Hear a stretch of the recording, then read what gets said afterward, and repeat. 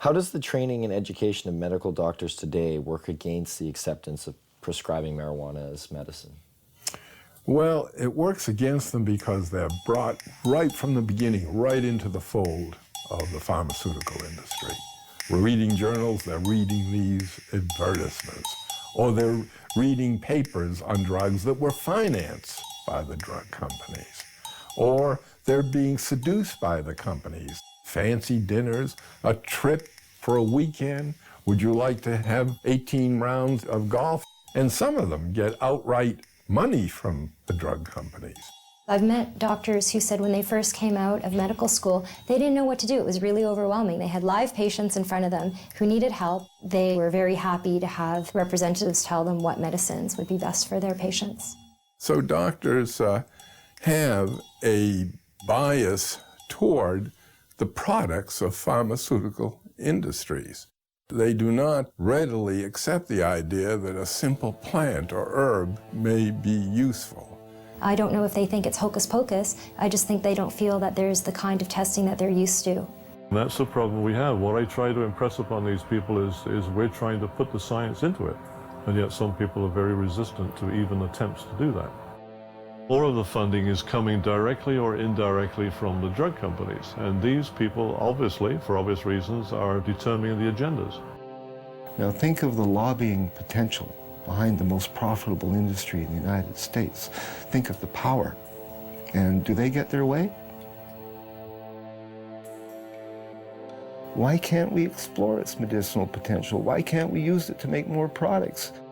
To myself and people involved in this business, it stopped making sense a long time ago. The common response is really the medical marijuana is a stalking horse for legalizing it. And so what? What do they want? We should be making use of this plant. And really, that's all I can say. The restriction, the prohibition is all, in my mind, just stupidity, and I don't condone stupidity. And that's a problem. How do politicians, after years of promoting claims of marijuana's harms, pushing for larger drug war budgets, constructing political platforms based on a stance that vilifies marijuana, and being lobbied by big business, how do these same politicians now reverse their stance? What politician can come before their constituents today and say marijuana should be decriminalized when yesterday they said it was evil and dangerous? Their constituents are going to want to know why you changed your mind. Were you lying to us or were you stupid? Either way, you're not getting elected next time. Whoops, we made a mistake. You 17 million people should not have been arrested. Some of you jailed, some of you fined, some of you lost the handle on your career. One way to bypass this problem in the face of ever-growing empirical evidence is to divert attention. Add a word: medicinal. Put the word medicinal in front of marijuana, and you are now talking about something completely different if you're a politician. Why is there a perception that healthy people are affected differently and unable to fend off the detrimental consequences, whereas a person with a lowered immune system or a terminal illness seems to experience none of these effects? Some people go home at the end of the day and they drink to kind of wash away the day, you know, just like, that was a hard day, I need a few drinks, relax, kick back. So is that relieving pain? Maybe. Or is it pursuing pleasure? I don't know. So if you think about this in the context of cannabis, it also has relevance. The government's a lot more likely to forgive cannabis use if it's for relief from pain. If it's in pursuit of pleasure, that's a problem. And I think that points to something about our culture that's a little bit odd. What works for one doesn't necessarily work for another. The father-son confrontation. Mom smokes like a chimney. And you have a drink every day and smoke too. It's not the same. Why not? You can get cancer. Your liver can rot away. They believe today, and I'm disappointed in the media, that it hasn't brought this information, this new information to the people of this country more than it has. They believe that marijuana could well turn out to be the most dangerous drug that is in use in our country today. If you're a politician, you can get elected on a get tough on crime platform. We're gonna lock up all the marijuana cultivators for a long time because you're preying on the fears of the public. Spokesmen for giant special interest groups, whether those special interest groups be law enforcement, or whether they're private prisons, or whether they're pharmaceutical companies, or whether they're oil companies. We have spokesmen for gigantic corporations that are trying to calm us and get us to press the right button in the voting booth. Everybody that gets in has their own agenda. They're beholden to their own lobbyists, so they don't go in and check the work of anybody before them. That's not their job, because God forbid somebody come in there and check what they do afterwards. I understand why politicians may be reluctant to act on their principles, but our politicians need to read their own polls, because this is one of those cases, and it happens a lot in life, where the people are ahead of their leaders. Hempfest, the largest event for cannabis in the world, a showcase of modern-day hemp. Sure, they used this stuff 70 years ago, but what good is hemp in a world like today? A world that appears to have everything it needs. It opens a whole new market. It opens a whole new market on every level. You can harvest off the seeds, you can harvest out the inner pulp and the long stem fibers. The fiber itself is the strongest natural fiber in the world. All the clothes I'm wearing today for this interview are hemp. All the clothes I actually always wear are made out of hemp.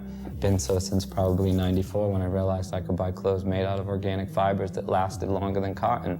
You can eat hemp seeds, and it contains all the essential amino acids and fatty acids. It makes fuel. You can make biodiesel out of it. Hemp is an excellent source for biofuel. When you grow hemp for fuel, every crop unleashes a huge amount of oxygen into the environment. And in fact, the same amount of oxygen that you lose when you burn it off, you gain back. So it's a closed cycle, ending the greenhouse effect.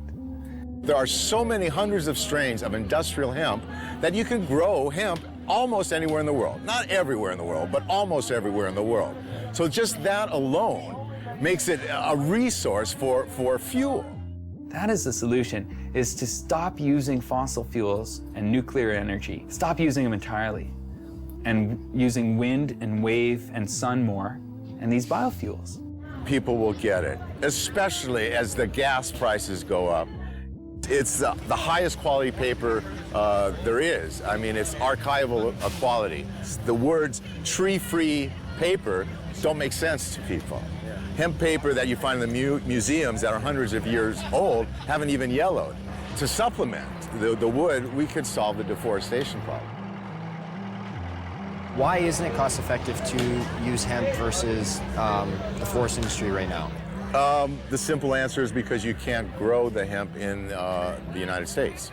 As far as human beings are concerned, it's probably one of the most useful plants ever, if not the most useful plant ever, and it's illegal. Industrial hemp is not a drug, though it is of the same species as marijuana. It is a completely different variety of plant, similar to comparing a Chihuahua with a St. Bernard. You can't get high from industrial hemp, but you can get high from marijuana. This is the only industrialized country in the world that doesn't grow industrial hemp.